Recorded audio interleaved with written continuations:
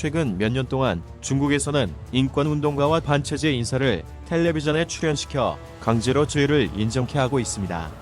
촬영한 영상은 중국 공산당의 주요 외신을 통해 다른 나라에서도 방송이 됩니다.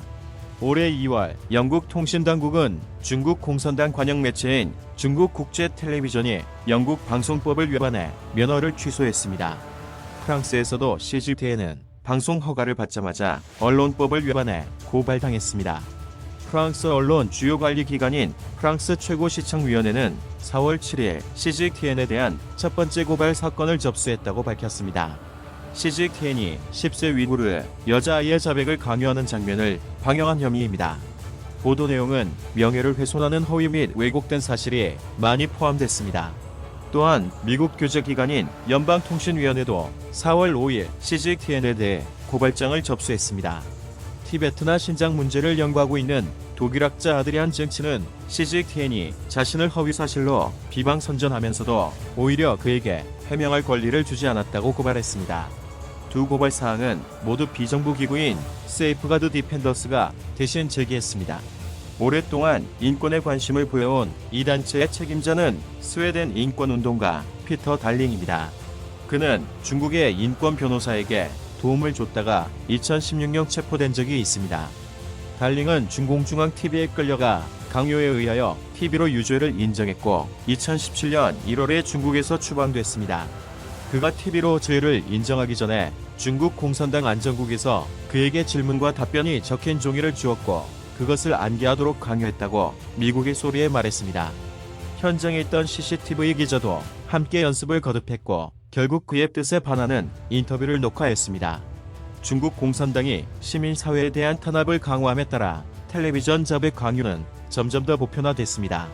비록 공산당 언론은 중국에서 특권을 가지고 있지만 피터 달링은 서방 국가들이 이 문제를 중시하도록 촉구하기로 결심했습니다.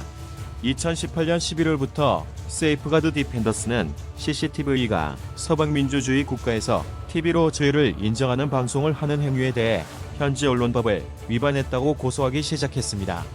중국 학자 쇠치는 중국에서 언론은 공산당에 속하지만 자유사회에서는 언론 자유를 중시한다.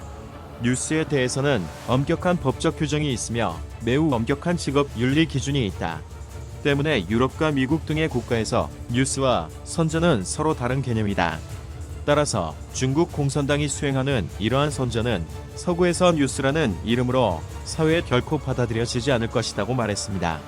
2018년 11월 23일 상하이에서 TV로 유죄를 인정해야 했던 전 영국 언론인이자 사업가 피터 험프리는 세이프가드 디펜더스의 지원을 받아 영국 통신국에 CCTV에 대한 고소장을 공식 제출했습니다.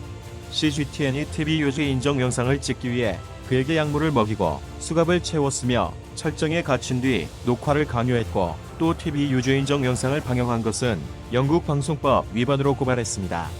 이어 스웨덴 국적의 홍콩 서적상 구이민하이의 딸과 레인 룽지 홍콩 코즈웨이 베이 서점의 전 소유주 정문괄 전 홍콩 주재 영국 영사관 직원도 비슷한 내용의 고소장을 제출했습니다.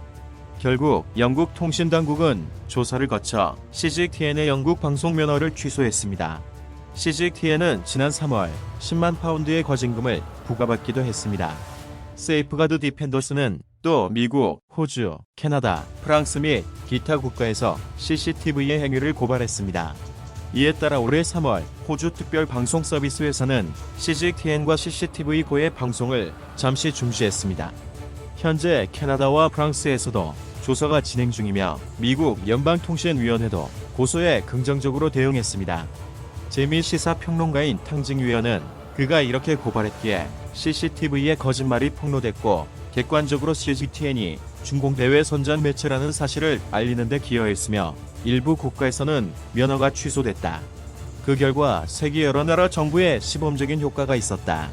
중공이 여론전과 정보전을 억제하는데 말로서만 비난하는데 그치지 말고 실제 조치와 행동을 취해야 한다고 논평했습니다. 달링은 실제로 이 캠페인을 시작하는 목표는 CGTN 또는 CCTV가 여러 국가에서 방송을 중단하게 하는 것이 아니라고 말했습니다. 대신 CCTV가 인권과 법치에 반하는 행위에 대한 관여를 중지하고 강제로 죄를 인정하는 내용을 방송하는 것을 중단하도록 압박하는 것이라고 밝혔습니다.